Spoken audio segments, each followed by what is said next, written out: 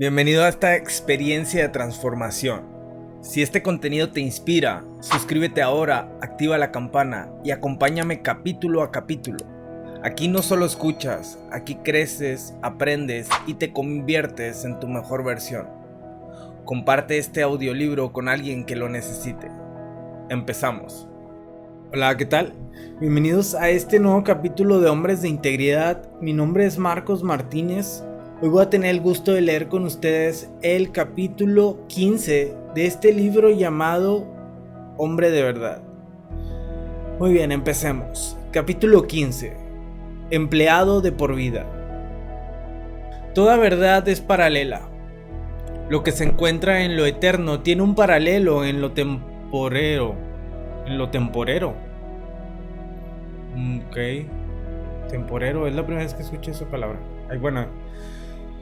Rob Carman, un amigo pastor, descubrió que este principio es cierto en cuanto al empleo.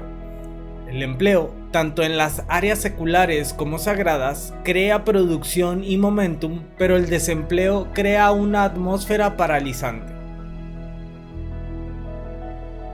La iglesia de Rob había llegado a un estancamiento numérico después de empezar con un puñado de personas y crecer hasta una congregación de aproximadamente 1500. El entusiasmo, el fervor y la agresividad que había caracterizado el crecimiento inicial parecían haber perdido impulso. El tiempo que antes tenía para oración y estudio parecía llenarse con más consejería, contiendas morales entre miembros y problemas familiares. Perplejo y afligido, estaba meditando en las escrituras cuando recordó un artículo que había visto en un periódico días antes. Un informe citaba estadísticas de lo que ocurre con una comunidad cuando el desempleo crece. Se dio cuenta de que lo que estaba pasando en la comunidad como un todo era similar a lo que él estaba experimentando en la comunidad de la iglesia. Los efectos del alto desempleo primaria y fundamentalmente causan la pérdida de estima propia en los hombres. Cuando un hombre no puede proveer para sí mismo a los suyos, se le roba su dignidad. La pérdida de empleo afecta al individuo, a su familia y a la sociedad en general. Los males sociales resultantes, incluyendo las drogas, la promiscuidad, la enfermedad, el abuso del sistema público de beneficencia, son una plaga para la ciudadanía a la que se requiere satisfacer las necesidades de consejería, asesoramiento, medicina y asistencia social.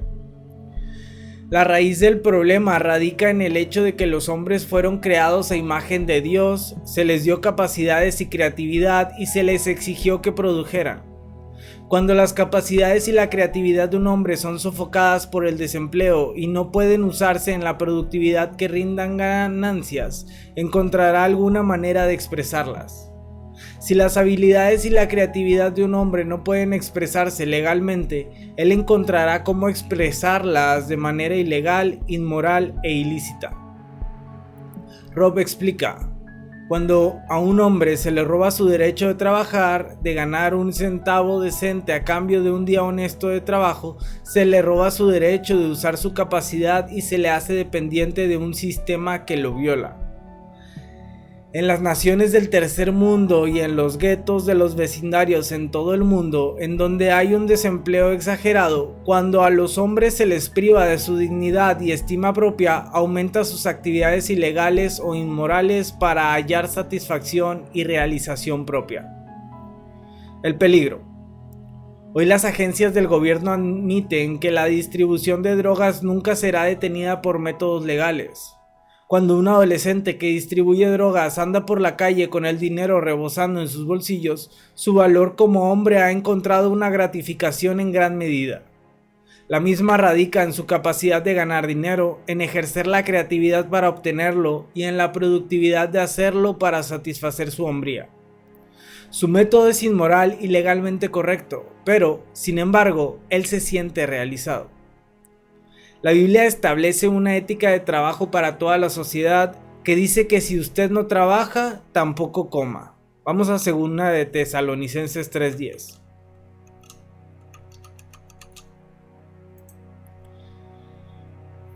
Segunda de Tesalonicenses 3:10. Porque también cuando estábamos con vosotros os ordenábamos esto: si alguno no quiere trabajar, tampoco coma. La razón simple para la ética de trabajo es la dignidad del hombre. Cuando Dios dio el maná en el desierto, pudo haberles dado para un mes a la vez. Pero en lugar de eso les daba día a día, y así se proveyó de trabajo y dignidad. Sin trabajar por lo que comía, un hombre viviría de la dignidad de otra persona. En referencia a Satanás, Jesús enseñó que el ladrón viene a robar, matar y destruir. Vamos a Juan 10:10.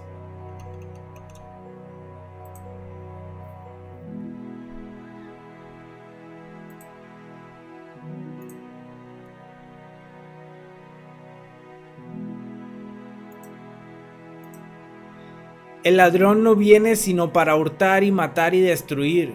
Yo he venido para que tengan vida y para que la tengan en abundancia. La capacidad de robar, la creatividad para matar y la productividad destructora son diabólicas.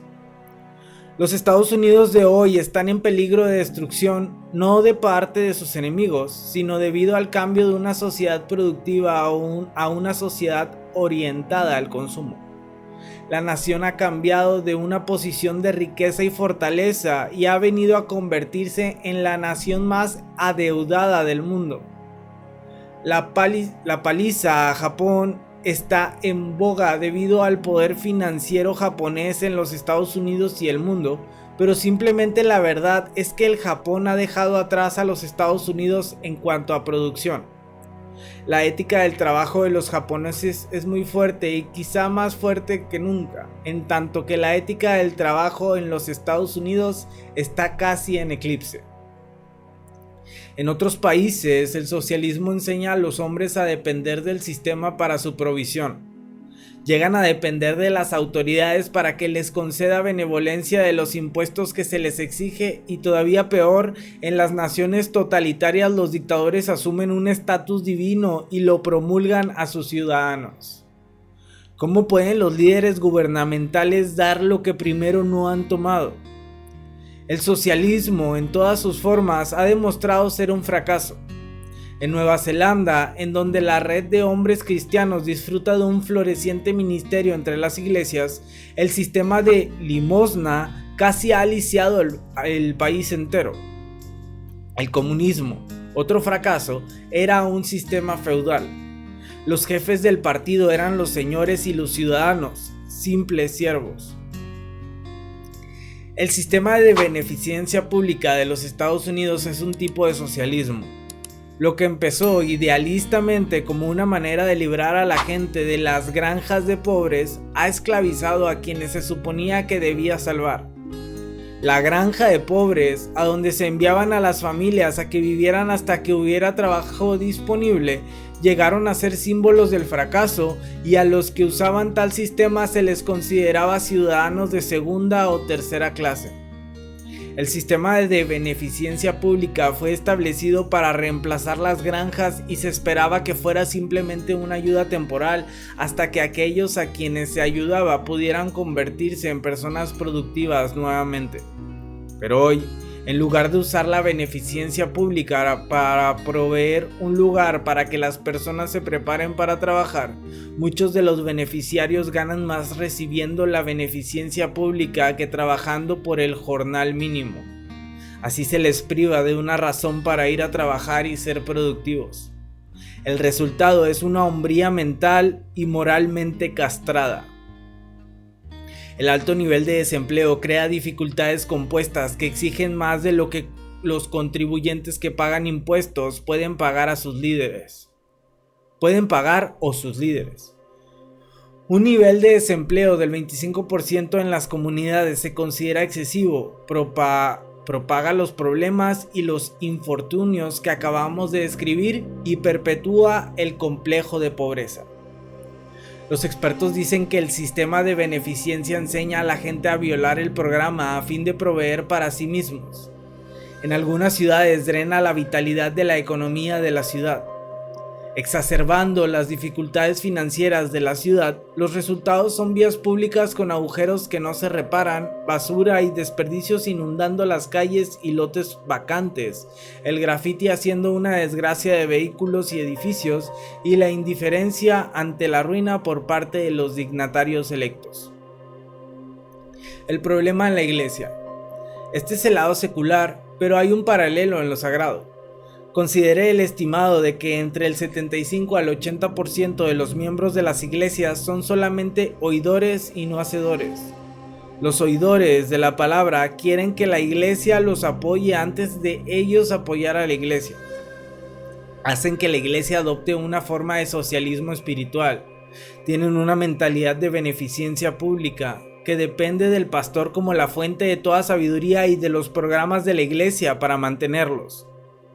El pastor, y no la Biblia, se convierte en su fuente de fe y su regla de conducta. Y qué fuerte está esto, ¿eh? Sin el cumplimiento y la satisfacción que se gana del servicio al Señor, los miembros de la iglesia se ven privados de su verdadero valor para el reino de Dios y comúnmente se tornan a cosas ilícitas, inmorales o ilegales para llenar el vacío que hay en sus vidas. En la competencia entre la iglesia y el mundo gana si la iglesia no puede proveer el poder acelerador del Espíritu Santo para avivar la realidad del Evangelio, el gozo de la adoración, el dinamismo de la predicación, la maravilla de la oración contestada, la unción de lo alto de la verdad expresada o el esplendor de la comunión con Jesús. Los sermones estériles no pueden competir con las mesas de barajas de los casinos. Las oraciones patéticas no tienen la excitación de la pornografía. Los rituales aburridos en las iglesias no pueden competir con los partidos de fútbol o de béisbol. Las sonrisas falsificadas en las reuniones sociales de las iglesias no tienen el mismo dinamismo de un concierto de música rock. ¡Wow! ¡Qué fuerte está esto, eh! Los cristianos desempleados espiritualmente tienen una religión que no les ofrece ninguna de las emociones de vivir de la cual disfrutan los espiritualmente empleados. Por definición, los espiritualmente empleados son aquellos hombres y mujeres que han hallado la realidad de una relación vital y viva con Jesucristo. Han llegado a ser copartícipes de su espíritu. Han sido vivificados mediante su vida y morando en ellos y se han sometido a su palabra y voluntad. Alistados en el ejército de quienes desean cumplir su comisión de hacer discípulos de aquellos que nunca le han conocido, están participando activamente en servir, ejercer aquellos dones de servicio que Cristo da a los hombres, hallando la realización y la satisfacción del más alto orden.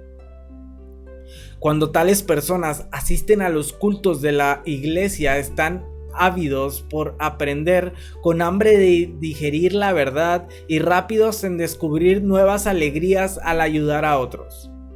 Su deseo es ver a otros experimentando la misma relación con el Señor Jesucristo que ellos han descubierto y experimentado. Y ellos son la minoría. Es el principio 80-20. La mayoría de las personas asiste a las reuniones de la iglesia para ser bendecidos, no para hacer una bendición. Deseando egoístamente solo lo que los beneficie, queriendo solamente su propia bendición, fácilmente encuentran insatisfacción cuando las cosas no les satisfacen según esperan o no llegan a ser a las alturas de sus expectativas. Tal vez el mensaje del pastor no está a la altura, la música no es apropiada, los sugieres no son corteses y cuando las cosas no son agradables para ellos, se van enfadados o infelices. Sin embargo, cuando las personas llegan con la actitud de servir a Dios, de adorar a Cristo, de ministrar al Señor y a su iglesia, se van bendecidos, pase lo que pase. Los hombres de negocios se dan cuenta de que el 20% de sus clientes proveen el 80% de su trabajo. Los maestros de escuela saben que el 20% de los estudiantes crean el 80% de los problemas. y los pastores saben que aproximadamente el 20% de las personas realizan el 80% de trabajo de la iglesia. El resto son espiritualmente desempleados. En el vacío de la productividad se convierten más en un problema que en una solución. Tal porcentaje exagerado significa que la excitación, el entusiasmo y el fervor de servir a Dios ha disminuido terriblemente, y quiere decir que se busca la provisión de la chispa de la vida en otras cosas que no son ni la iglesia ni el servicio al Señor. En un evento para hombres cristianos en el sur de California, algunos adolescentes se pusieron de pie para contar lo que habían hallado emocionante en cuanto a la vida que habían estado viviendo. Frente a la audiencia, con su cabello recogido apretadamente hacia atrás y cubierto con una red, pantalones ajustados, collares de cadenas y camisetas con leyendas impresas, sostenían en alto las Biblias más grandes que pudieron encontrar. Cada uno por turno decía a los centenares de hombres congregados allí que anteriormente habían sido miembros de las pandillas, andando por todos los lados con pistolas y cuchillos, pero que desde que se convirtieron en cristianos habían encontrado una vida más emocionante que todas las demás. En sus cortos discursos, salpicados con porciones bíblicas aprendidas de memoria, estos jóvenes entusiasmaron a la multitud relatando cómo se habían atrevido a retornar a las pandillas y hablar con ellos acerca de la vida de Cristo. ¡Wow!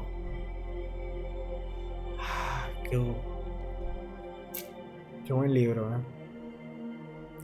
No hay hype. Se refiere al efecto de euforia producido por algunas drogas. No hay high más alto que el high que Jesús da, dijo uno de ellos. Los muchachos con los cuales solía andar dejaron de salir conmigo. Cuando tenía una pistola y un cuchillo nadie me tenía miedo, pero desde que hallé a Jesús y traté de hablarles acerca de él, ellos me temen. Nadie quiere subirse a mi carro conmigo porque tienen miedo de que voy a tratar de convertirlos. Y seguro que lo haré. Estos jóvenes estaban llenos de entusiasmo por el Señor, ocupados en los asuntos del Señor, y ya no tenían tiempo para las cosas ilícitas, inmorales o ilegales. Están empleados espiritualmente en la obra más grande de la tierra. Y tienen razón. No hay high como el que procede de la oración con alguien o por alguien a quien se ayuda eternamente. Nada puede sustituir la emoción de ver a alguien experimentando una relación recién hallada con Jesucristo. Haz la obra de un evangelista. El apóstol Pablo dio a Timoteo una instrucción simple que se aplica a todos los creyentes. Pero tú sé sobrio en todo, soporta las aflicciones, haz obra de evangelista, cumple tu ministerio. Segunda de Timoteo 4:5. Si esta fuera una descripción de trabajo para Billy Graham, tal vez hubiera dicho, sé un evangelista. Pero Pablo la expresó de forma diferente, haz obra de evangelista. Nos ordena a todos nosotros que hablemos a la gente acerca de Jesús para cumplir nuestro ministerio. ¿Qué quiere decir esto de cumplir nuestro ministerio? Las personas que están desempleadas físicamente tal vez vayan a seminarios o lean libros para hallar dónde podrían encajar en el mercado laboral, pero el reino de Dios no funciona de esa manera. La persona semejante a Cristo no descubre sus dones para el ministerio sentándose en algún sillón y analizando las enseñanzas de algún otro. Los dones se determinan a medida que se tornan manifiestos en el proceso de ministrar a otros. Durante el transcurso del ministerio se manifiestan los dones de una persona. Al hacer la obra de evangelista, el Espíritu de Dios manifiesta nuestros dones para el ministerio y lo que nos motiva y nos lleva a darnos cuenta de nuestro temperamento. La inactividad no produce nada. Cuando perseguimos activamente la verdad en palabras y hechos, resulta la productividad. Leer la Biblia es estar empleado espiritualmente. Orar con su esposa es estar empleado espiritualmente. También lo es hablar de su fe con otra persona, visitar a los enfermos y solitarios y sobre todo, hacer algo para ayudar a otra persona a conocer a Cristo. Hacer obra de evangelista es vital. La obra evangelizadora desarrolla un modelo para la vida que necesita una vida vital de oración, intrepidez en identificarse con Cristo y hallar cosas comunes con otros a fin de hablarles del Señor. Los hombres deben ver las necesidades de la cosecha del reino para retener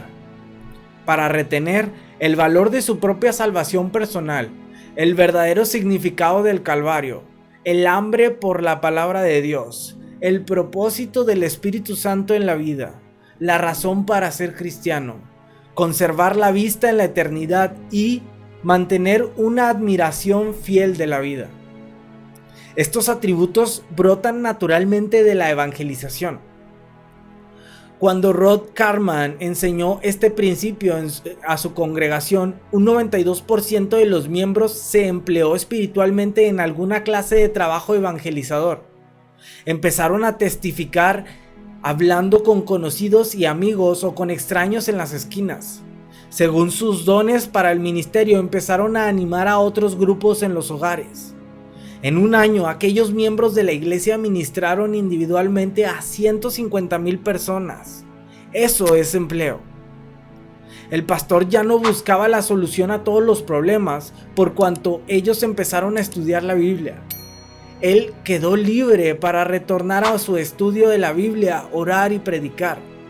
Todos ellos, el pastor y la congregación, empezaron a cosechar los beneficios terrenales de su empleo. Un sentido de valor propio de dignidad que vino como resultado de realizar el plan de Dios al ser creativos y productivos. Cuando las personas se emplean espiritualmente, se libera el reino de Dios en la tierra. Para un hombre de verdad, el empleo espiritual le trae dignidad, prosperidad, autoridad, amor y tranquilidad. Así que, hermanos míos amados, estad firmes y constantes, creciendo en la obra del Señor siempre, sabiendo que vuestro trabajo en el Señor no es en vano. 1 Corintios 15:58. Gracias por llegar hasta el final. Si este capítulo te habló al corazón o te dio una nueva perspectiva, dale like, comparte y suscríbete si aún no lo has hecho. Sigue con el siguiente episodio y no pares tu proceso de transformación. Recuerda, la constancia es el puente hacia el cambio real. Nos escuchamos en el próximo capítulo.